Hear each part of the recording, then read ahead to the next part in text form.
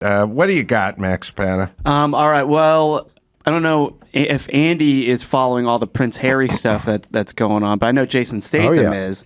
And yeah, so he has a new book coming out today. It's called Spare, and it's a memoir that he's written because they usually call him the Spare, the heir and the spare. He was the spare, and he's dropped some bombshells that everybody's reporting on. I mean, obviously how he dealt with his mom's death and his relationship with his brother. One story is pretty interesting. He lost his virginity behind a pub to an older woman who spanked him. Yeah. Oh, I didn't hear the spanking part. Yeah.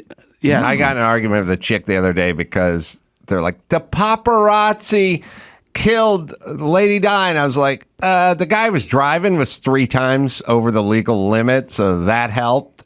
And then they gave the... you know when people get pissed off just because you know more shit than them and then point it out to them, then they get angry about it? I'm like, it's about... Then they had to go look it up online, and the bodyguard was like, 2 or 3 times more the legal... Now, he was being chased by the paparazzi, but I would argue if that guy had some driving skill and was sober... If he was all right, he's driving through a tunnel at 75 miles an hour. You do not have to hit a cement pillar. There's a version of this where you just... Jason Statham knows. I was just going to say, bro. Jason said, hey, let me tell you something right now. Yeah. If I had been driving Princess Di, she would be the Queen of England today. That's right. And I would be married to her. And I just want to point something out. And let me just say this. Do you know what I mean? That's not very uncommon to lose your virginity outside the back of a pub. I actually lost my virginity fucking a beanbag chair.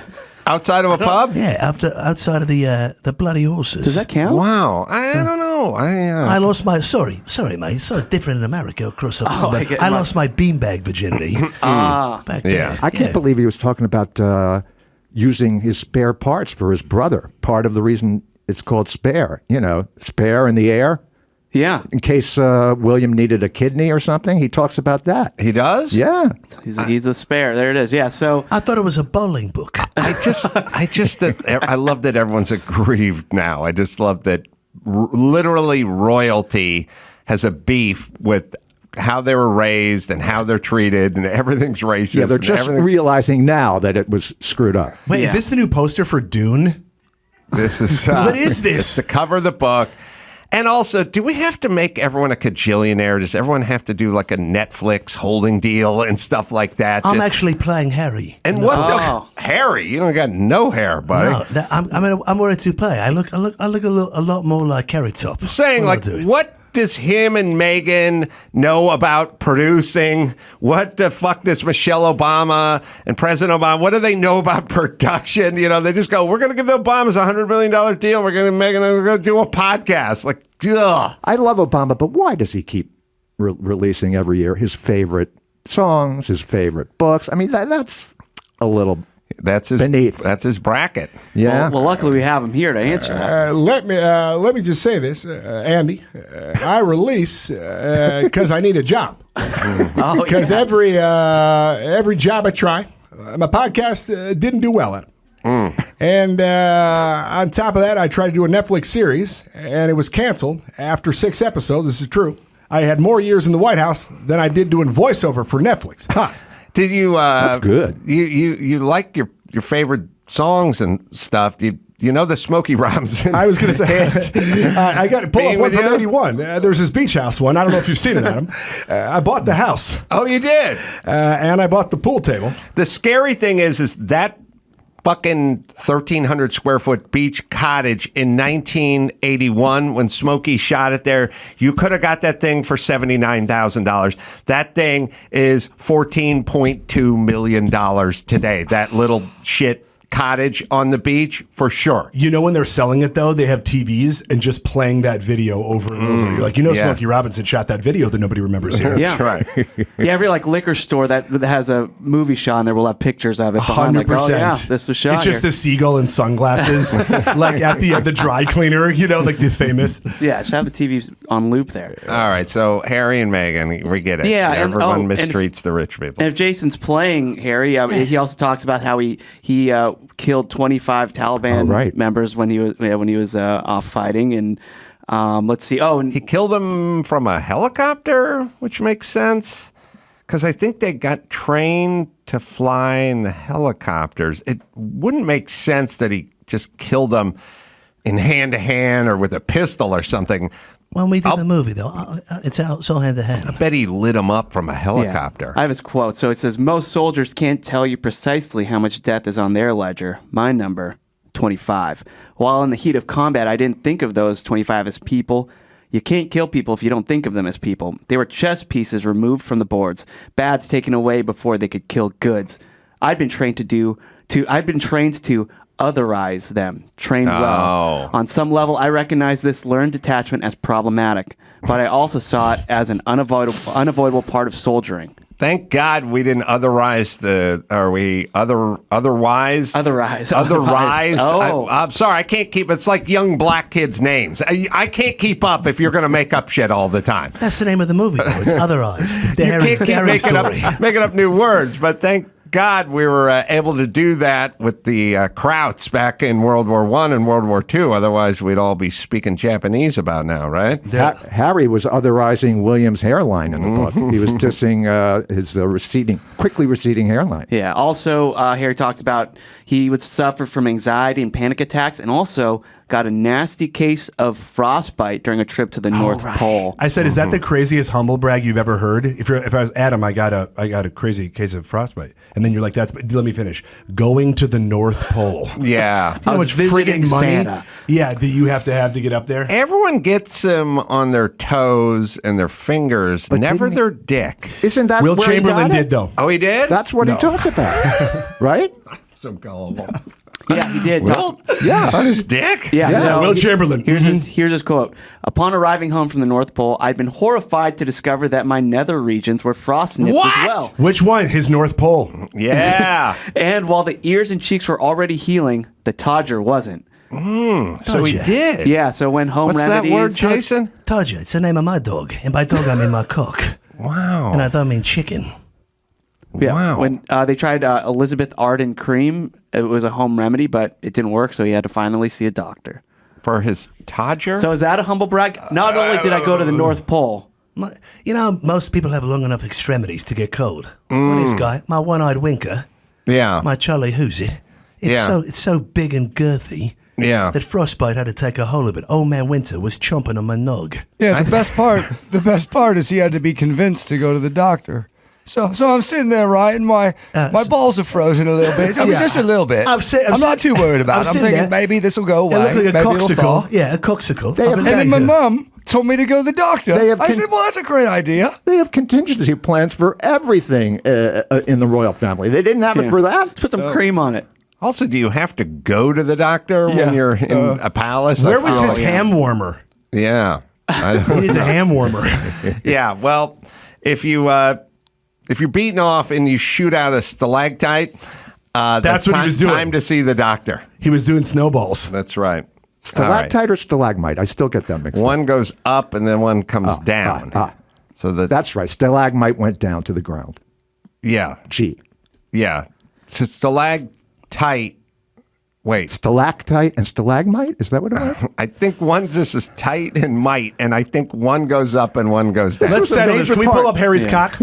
Major part of my secondary education. For my jack off reference, either one will work. Yeah. Just so we'll just. Yeah, someone's like, I don't get it. Stalactites grow down from the ceiling. Stalagmites grow up from the cave floor. Cave floor. Yeah, I was confused. Like that bathroom we went into in Philly, where they had the one-way mirror for the right above the sinks. Yes. I was looking up. It could also be called a two-way mirror, one-way or two-way mirror, and they mean the same thing. I did not really ever understand the one-way mirror because it feels like a two-way mirror and a two-way mirror, and I'm still a little confused when somebody says, draw the shades.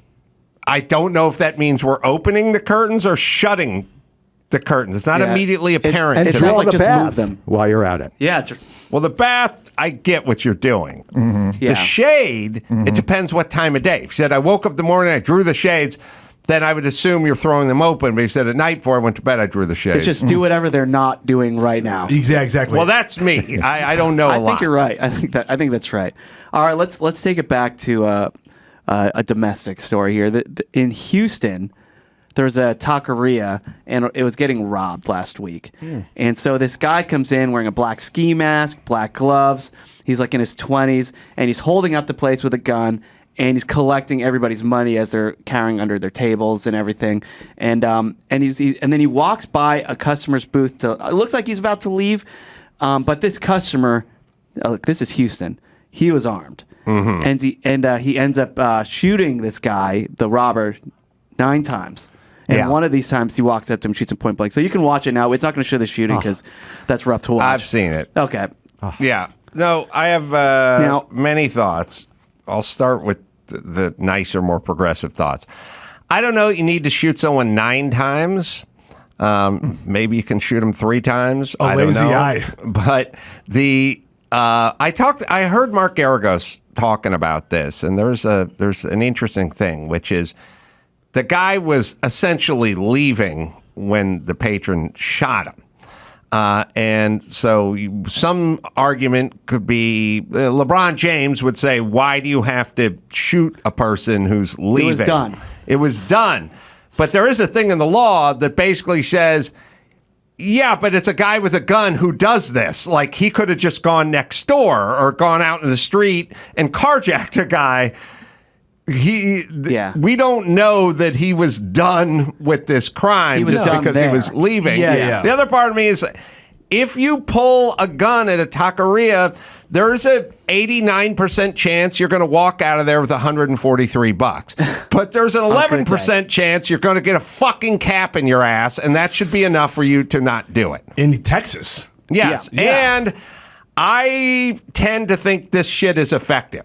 Because the opposite, which is we're gun-free zone and we told the cops to pull back and we've defunded the police, that seems to result in more of this kind of stuff. So I like a message being sent through the neighborhood that, you know what? People could be backing. Yeah, so it goes even deeper, too. So this guy, the customer with the gun who shot the robber, he has not been identified. What happened was he walks over, collects all the money, and returns it back to the diners and leaves the scene. He was driving a battered 1970s or 80s pickup truck. Police really want to talk to him. They're trying to get a hold of this guy, and he has not been found. And also, when he walked up to the body and right before and shot him point blank, he picks up the gun.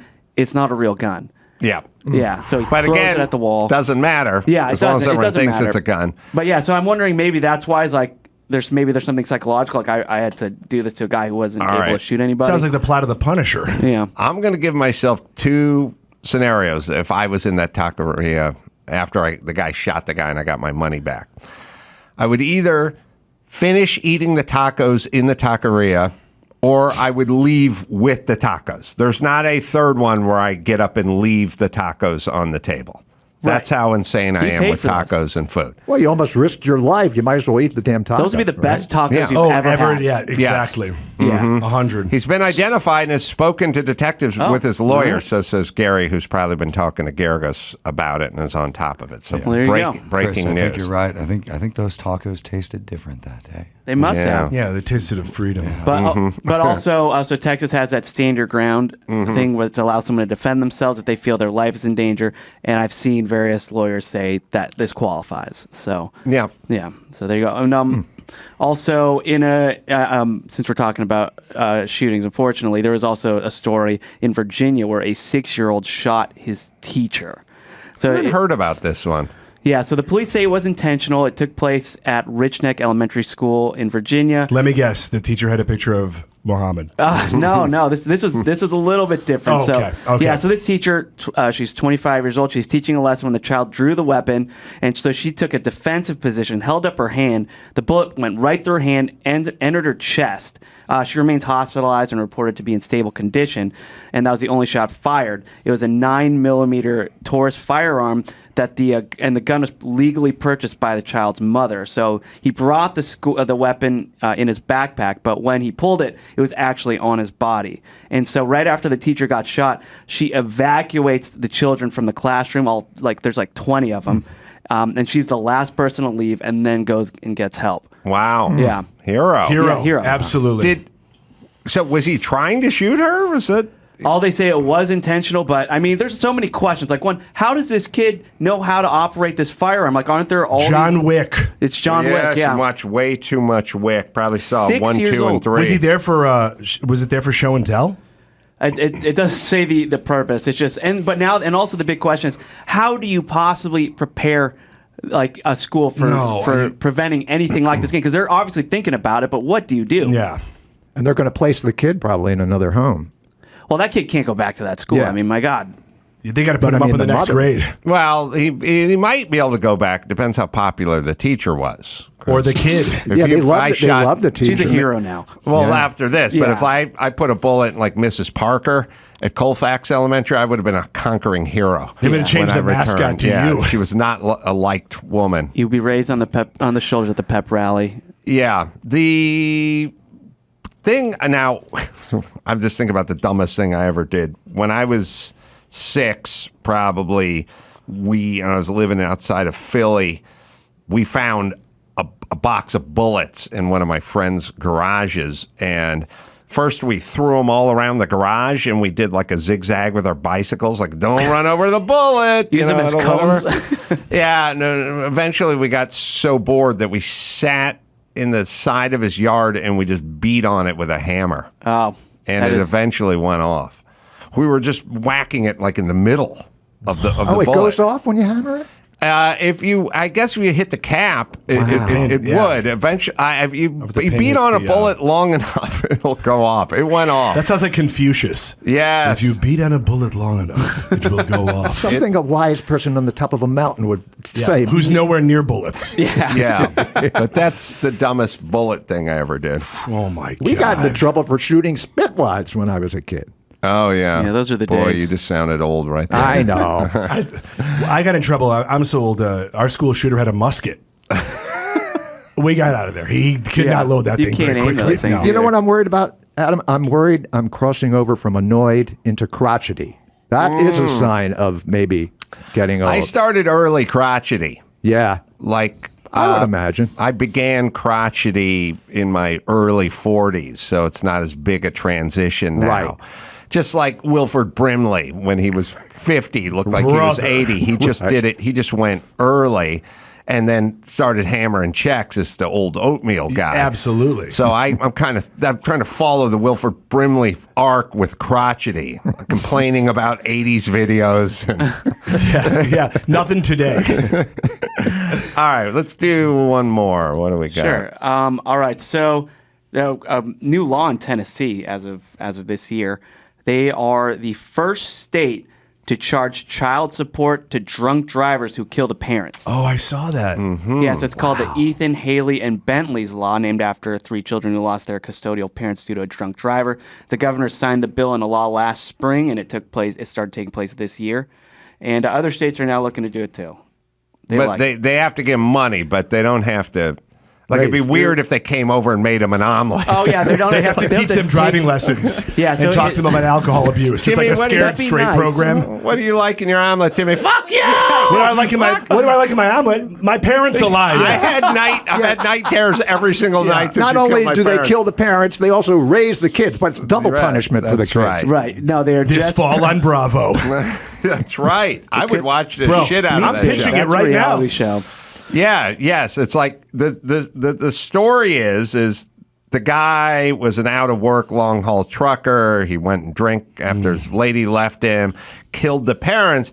He doesn't have any money, but he can work it off. You sound like you're pitching me a country song. Oh yeah. It did This sound sounds like a country song. And he can go over there. And then what's the arc of the song? Because of course they hate him initially, but at some point as they turn, They're gonna have to learn to love him like, somehow. or they, at some point the kids are looking at each other and they He'll go, always be in their lives, but he'll never be their dad. they're little moments like where the kid looks at the other kid and goes, I didn't think putting chili on spaghetti was good, but I gotta admit, this is pretty good. He's in the kitchen. This is the music here. here. He's got a single tear. He's at the sink, the cowboy boots, and he can hear them talking about him in the back. I love in the video he's just allowed to be around them. Yeah. Or they introduce him as an uncle. Well, he has to take care of them. Right, now, they'll legally. never know. And unknown uncle. It's called They'll Never Know. They'll never know. And Smokey pops up. I don't care about you. That same Seagull. He's not producing. He's The not producing. law Same guy. is if you cannot financially provide, you must go work it off, but you have to do it anonymously. We cannot know you're the guy. That makes sense. And you have to use child seats when appropriate, because obviously your driving can be a little erratic. wonky. Yeah, and a breathalyzer. Yeah. I like that, Bill. I don't know.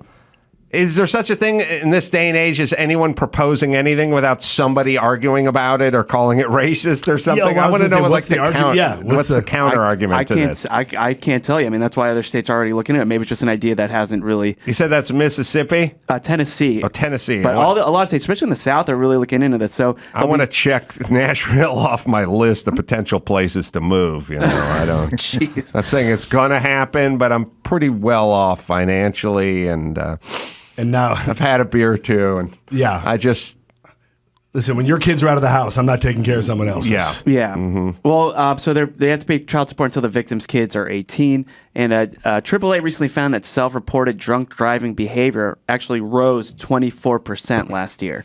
You know what it is? I think it's all the signs telling us not to drive drunk. And I'll give you an example. And you guys can agree or disagree.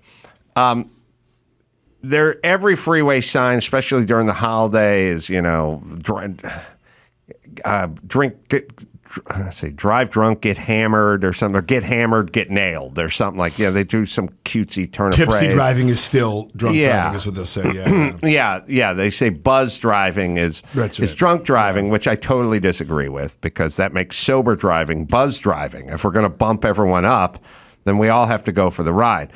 But I wonder if all of the drunk driving don't drive drunk. So here's the experiment.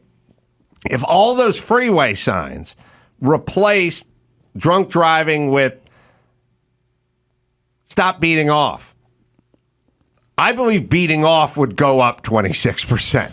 I believe most Americans who are driving under a sign that said beat off, get hammered, or beat off, if I just kept seeing a sign like that, I'd come home and I'd go, I think I'm going to beat off. Yeah, because it was introduced. Well, also there's going to be a list of things now. But if it went up 26%, 24%, 24%. When signage is up 200,000%, then certainly it's not slowing it down because of the message.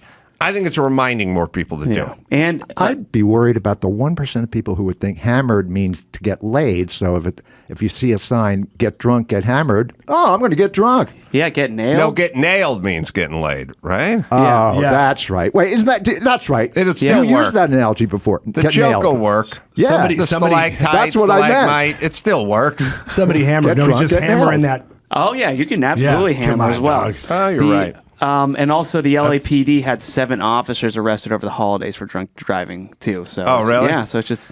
Well, you can't blame them, because if I had a badge in my back pocket, I'd probably tend to do more erratic driving. Oh, my God. Just thinking, if I get pulled over, I'm probably going to know the guy, or at least I can flash the tin.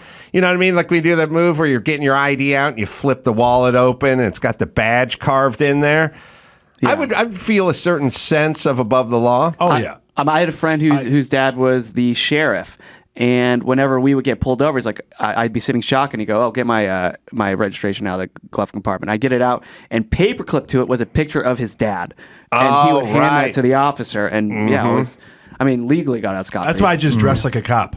Oh, that too. Just do that, yeah. When I'm drinking and driving, I just dress like a cop. Yeah. Oh, another one of my inventions. Last invention of the day, but this is a true story. I got to do this. I like a little life hack. Like, I can't remember the comedian who said when he'd drive home drunk, he'd put a Domino's pizza delivery thing on the roof of his car because no one ever thinks that guy's drunk. You know what I mean? I like tips tips for people to drive drunk. You should get, now look, you're not going to hit every municipality. There's Los Angeles, there's the Orange County sheriffs or whatever, like West LA sheriffs.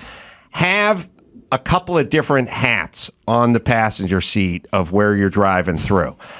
I got a BMW M3 sports car, been gone for 2 years. A guy put a supercharger on it, had 700 horsepower and blah, blah, blah. I was driving it home from Van Nuys. I was on like Oxnard Boulevard and I was like, I'm going to fucking open this thing up. And I opened this thing up hard and I was doing 85 miles an hour down Oxnard Boulevard. And I literally passed a motorcycle cop who was tucked in between two parked cars. Like that guy was just there to write tickets on this stretch. And I literally pulled myself over because as I was passing him, I was like, oh, great, motorcycle cop. No. And then I looked in my rear view and he was coming out, guns a-blazing on his Kawasaki. And I just pulled myself over. He didn't have to get close enough to me to flash the lights. And he was pissed because I was doing 85 miles an hour in a 35. And when he got to the window, he was pissed. He wanted to know what I was doing and blah, blah, blah. And at some point, he said, where'd you get the hat? I was wearing a hat that said LAPD on it because Chris knows if you give me a free hat and it's a decent hat, I'll just put on. It could be a barbecue joint. It could be LAPD. Yeah. It could be anything. You give me a hat, I'll wear it. Right now it's a pickle hat. I got a hat with a pickle on it because it's free and it's a decent hat. LAPD had come to the radio station like a month earlier to do some sort of nothing charity drive, and they gave me the hat. So I started wearing the hat. So the guy was like, where'd you get the hat? And I was like, oh. And I had to like pull it off and kind of remember it just said LAPD on it. And I was like, oh, I do a little charity work, not a lot. I mean, you got your job to do. I was speeding, but they'll do some charity with the LAPD now and again or whatever. And he was like, what kind of charity? I was like, golf tournament. It's nothing. It's no big deal. I was speeding. You're right. And he's like, yeah, okay. All right. Go get the fuck out of there. Wow. And I realized if you were going through Orange County, put an Orange County sheriff hat on or any hat in that municipality, you get pulled over and they'd just be like, they'd have to ask, like, what's this? And then you just go, little charity, just some charity. And you'd probably get out of whatever fucking ticket. Any prop comic back in the 60s, or Jonathan Winters, who would wear different hats and play different characters, would have gotten off scot-free today if they had all those hats with them. You're exactly right. Jonathan Winters could thumb his nose at the law. He could drive at a .90. He could do whatever the fuck he wanted. That speed demon, Jonathan Winters. All right, let's bring her home. All right, thanks for listening. Check out the Water Cooler Podcast. All right, Working Blue. You can check us out in Dallas. Me and John Popper are going to be there, so you can. It's kind of a land cruise. We're going to be there. All the fans are going to be there. John's going to be doing live pods, Blues Traveler performance. You guys are doing Q&As, meet and greets, all this stuff. Yeah, stand up, everything else. You just go to adamcarolla.com for all of that. I should give, what'd I do with Jonathan's plug sheet? Here it is. You can, coming early February, wherever podcasts are found, you can listen to Kite Club. Also, live dates, Tempe, Arizona, coming up March 9th through the 11th. And for more dates, you can go to JonathanKiteComedy.com. Andy, you can listen to the Neurotic Vaccine wherever you listen to finer podcasts. A website, Andy Cowan, COWAN.net is where you go. Benstown McVeigh Media Podcast Networks, great guys. Mike McVeigh, Chachi, Robbie, great team. So, till next time, this is Adam for Andy and Chris and Jonathan saying mahalo.